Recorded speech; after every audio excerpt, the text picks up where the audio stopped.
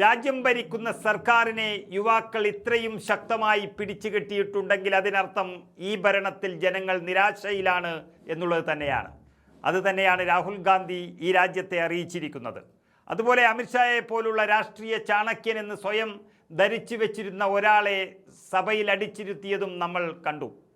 രാജ്യത്തിൻ്റെ ഭാവിയിൽ ആശങ്കയുണ്ടെന്നും തെരുവിൽ കണ്ട യുവാക്കളുടെ ശക്തിയെ എല്ലാ രാഷ്ട്രീയ പാർട്ടികളും അതുപോലെ ഈ രാജ്യവും ബഹുമാനിക്കണമെന്നും പ്രതിപക്ഷ നേതാവ് രാഹുൽ ഗാന്ധി ആവശ്യപ്പെട്ടിരിക്കുകയാണ്.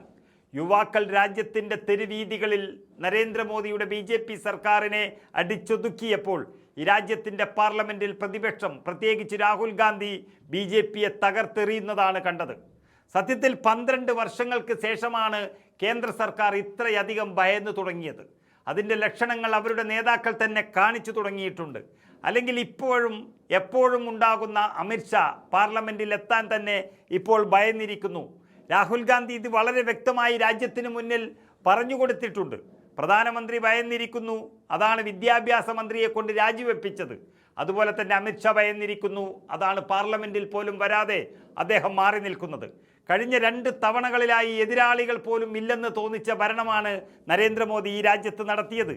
എന്നാൽ 3ാം ഭരണം കേവല ഭൂരിപക്ഷം പോലുമില്ലാതെ BJP തകർന്ന് നിൽക്കുന്ന ഒന്നാണ്. എങ്കിലും ആദ്യകാലത്ത് പഠിച്ചു വച്ച തട്ടിപ്പും അഴിമതിയും നിർത്താൻ അവർക്ക് കഴിഞ്ഞിട്ടില്ല. പ്രത്യേകിച്ച് വിദ്യാഭ്യാസ മേഖല കച്ചവടവൽക്കരിച്ചിരിക്കുകയാണ്. വിദ്യാഭ്യാസ മേഖലയുടെ ആത്മാവിനെ RSS കവർന്നു തിന്നുവെന്നും എല്ലാ സർവകലാശാലകളുടെ തലപ്പത്തും RSSകാരാണെന്നും രാഹുൽ ഗാന്ധി ഈ രാജ്യത്തോടായി പറഞ്ഞിരിക്കുന്നു. രാഹുൽ സഭയിൽ തുറന്നടിച്ചതിങ്ങനെയാണ്: അവർ പരീക്ഷകളെ അട്ടിമറിക്കുന്നു, അവർ സ്വകാര്യവൽക്കരിക്കുന്നു, സ്വകാര്യ കമ്പനികൾ പരീക്ഷകൾ നിരീക്ഷിക്കുന്നു, നടത്തുന്നു, സ്വകാര്യ മേഖലയിലേക്ക് RSSും വരുന്നു, അവർ എല്ലാം പിടിച്ചെടുക്കുന്നു. ശരിക്കും ധർമ്മേന്ദ്ര പ്രധാൻ അല്ലായിരുന്നു ആ ഓഫീസ് നിയന്ത്രിച്ചിരുന്നത്, മറിച്ച് RSS ആയിരുന്നു വിദ്യാഭ്യാസ മന്ത്രാലയത്തെ പൂർണ്ണമായും നിയന്ത്രിച്ചിരുന്നത്. അതാണ് ഇത്രയും വലിയ കച്ചവടം ഇവിടെ നടന്നത്. വിദ്യാർത്ഥികളോട് തങ്ങളുടെ ഭക്തരാകാനാണ് RSS ആവശ്യപ്പെടുന്നത്. രാജ്യത്തെ വിദ്യാഭ്യാസ മേഖല മുഴുവൻ പിടിച്ചെടുക്കാനാണ് സംഘപരിവാർ ശക്തികളുടെ നീക്കം. വിദ്യാർത്ഥികളുടെ ലക്ഷക്കണക്കിനുള്ള പണം BJPക്കാർ അങ്ങനെയാണ് കവർന്നു തിന്നത്. അതുകൊണ്ട് തന്നെ ജന്തർ മന്ദറിലെ ആ പ്രതിഷേധത്തിൽ ഓരോ ഇന്ത്യക്കാരനും ഇപ്പോൾ അഭിമാനിക്കുകയാണ്. പ്രതിഷേധം വ്യവസ്ഥയോടുള്ള വിദ്യാർത്ഥികളുടെ വികാരമായിരുന്നു. ആ പ്രതിഷേധം ആവേശകരമായിരുന്നു. അതിൽ പ്രതിപക്ഷം ഒന്നടങ്കം ആവേശഭരിതരായി എന്നുള്ളതാണ് രാഹുൽ ഗാന്ധി വ്യക്തമാക്കിയത്. പാർലമെൻറ്റിനകത്ത് രാഹുൽ ഗാന്ധിയുടെ നേതൃത്വത്തിലും പാർലമെൻറ്റിന് വെളിയിൽ CJPയും കേന്ദ്ര സർക്കാരിനെ തീർക്കുകയാണ്. അവസാനം ഭരണപക്ഷ നിരയെ രാഹുൽ ഗാന്ധി കത്തിച്ചാമ്പലാക്കുമെന്ന് ഉറപ്പാക്കുമ്പോഴാണ് പല ആരോപണങ്ങളും കെട്ടുകഥകളും അവർ പറഞ്ഞു തുടങ്ങിയത്. ഏതായാലും പാർലമെൻറ്റിനെ പ്രതിപക്ഷം കയ്യിലെടുത്തു. മുൻകാലങ്ങളിൽ നിന്നും വ്യത്യസ്തമായിട്ട് പ്രതിരോധത്തിലായ നരേന്ദ്രമോദി പക്ഷം വെറും കൂകിവിളികൾക്ക് മാത്രമാണ് ഇപ്പോൾ സമയം കണ്ടെത്തുന്നത്. എന്നാൽ രാഹുൽ ഗാന്ധിയുടെ വാക്കുകൾക്ക് മുന്നിൽ പതറിത്തുടങ്ങിയ കേന്ദ്ര സർക്കാരിനെയാണ് ഇപ്പോൾ പാർലമെന്റിൽ കണ്ടത്.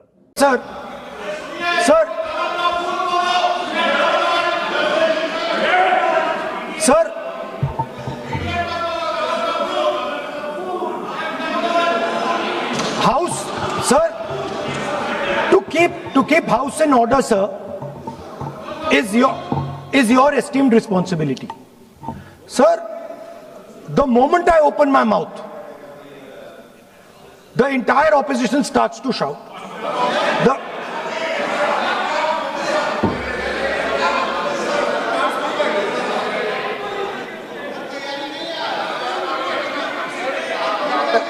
मैं फिर से कहता हूं, राहुल गांधी जी, आप इस तरीके से हमारा अच्छा एक डिबेट जो चल रहा है, आप लीडर ऑफ अपोजिशन है और आप ऐसे परिस्थिति खड़ा मत कीजिए। स्पीकर साहब ने भी जिक्र किया, जब प्रधानमंत्री जी को हमारा जो शुरू में राष्ट्रपति का अभिभाषण को बोलने का आप लोगों ने बिल्कुल रोक करके यहाँ तक आए और आप लोगों ने कई बार प्रधानमंत्री जी को बोलने नहीं दिया, ऐसा परिस्थिति भी निर्माण कराया आप लोगों ने। और आज तो आपने आज संसदीय भाषा का इस्तेमाल किया, एक पार्लियामेंट्री जो सिस्टम है उसको लेकर के एक नियम हमने पढ़ के सुनाया। ये किताब का भी जिक्र किया कि अन पार्लियामेंट्री एक्सप्रेशन, ये मैंने जिक्र किया।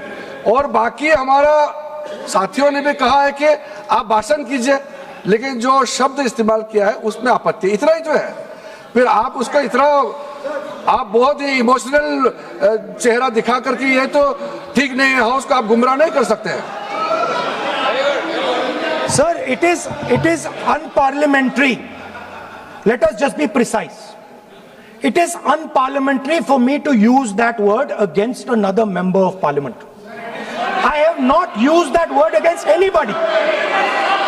I have just stated that this category exists. Sir, again they are going. Speaker sir, अगर आप चाहते हैं कि इस देश में सिर्फ बीजेपी बोले तो मैं चुप होकर यहां बैठ जाता हूं, मैं बैठ जाता हूं, कोई प्रॉब्लम नहीं है। ठीक है, टाइम बता दो कितना ले लिया। एक मिनट। माननीय सदस्य, माननीय नेता प्रतिपक्ष, इस विषय पर मैं बोलता हूं सर, रिजू जी खड़े हो जाते हैं, मैं बोलता हूं वो खड़े हो जाते हैं, इंटरप्ट करते हैं। आप उनको, मैंने यील्ड भी नहीं किया, आप उनको जगह दे रहे हैं। नो, संसदीय कार्य मंत्री आप ये फिर से आ गए।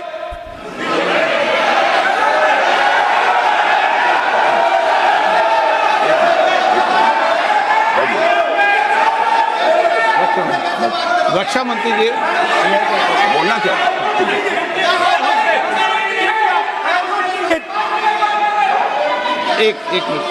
एक मिनट। देखो, सदन में एक अच्छी व्यवस्थाएं रही है, अच्छी मर्यादाएं रही है, और हमें अच्छी मर्यादा बनाने का प्रयास करना चाहिए। जो सदन में मर्यादा तर्क से बोलता है, देश भी सुनता है और सम्मान भी करता है। मेरी ये अपेक्षा रहती है कि सदन के अंदर शब्दों का चयन ऐसा हो जो संसदीय मर्यादाओं के अनुरूप हो और हमारी चर्चा उच्च कोटि की हो, ये मेरी अपेक्षा रहती है। अब मानो रक्षा मंत्री माननीय राजनाथ सिंह जी सदन के उपनेता हैं, कुछ मानो सर मैंने यील्ड नहीं किया, किसी यील्ड नहीं किया। अगर कुछ बोलना नहीं, मैंने यील्ड नहीं किया, मेरा भाषण चल रहा है सर, मैंने यील्ड नहीं किया है। बोलिए आप। नहीं, एक मिनट सुनिए, एक मिनट। किसी इल्ड करने से नहीं, यूँ भी हमारी व्यवस्था रहती है कि कभी नहीं, मैंने किसी नो अलाउ, आपको भी अलाउ करते हैं, ऐसा नहीं करते, अलाउ नहीं करते, ठीक है, अलाउ नहीं करते ऐसा नहीं। पर रक्षा मंत्री जी कुछ बोलना चाहते हैं, शायद बोला है, सदन में अच्छा माहौल के लिए बोलेंगे। अध्यक्ष महोदय, मैं बहुत ही विनम्रतापूर्वक अनुरोध करना चाहता हूं कि ये असंसदीय शब्द का प्रयोग हमारे नेता प्रतिपक्ष ने किया है, उसे कार्रवाई से निकाल दिया जाए। अपना व्यवस्था से निकल जाता है। ओके, वो निकाल दिया जाए। और मैं आप सभी से ये अपील अपने पक्ष से करना चाहता हूं कि इस समय आप शांत रहिए, उनकी बात सुनिए। आप बोलिए।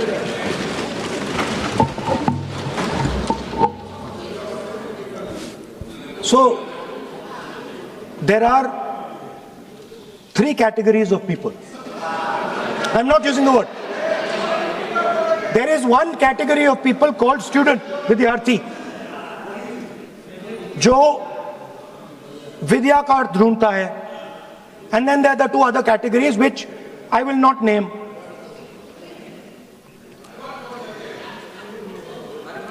But these categories have natures. So the student is never scared of the truth. He loves the truth, goes towards the truth.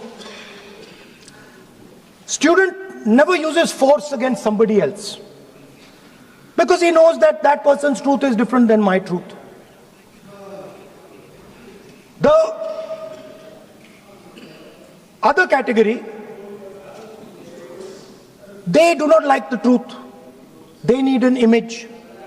They need force. They need violence. Superficially, it looks that our students were upset because of exams. They were upset because of the education system. They were upset because they have to study hours and hours and hours, and then paper leaks. Some rich boy or girl pays 30-40 lakh rupees, gets the paper, gets the job, and जो middle class का गरीब student है, ईमानदार है, वो bypass हो जाता है. So they are upset because of these things. And our system is terrible. It's terrible, it's cruel. Lakhs and lakhs of rupees are taken from the poorest people. Everything has been privatized. Paper leaks. In one exam, something happens. In another exam, something else happens. Some people are allowed re-exam, some people are not allowed re-exam. Rampant privatization means private companies are checking exams, wrong papers are going. It's a brutal, terrible system. It's an extortion system. I said it in my meetings.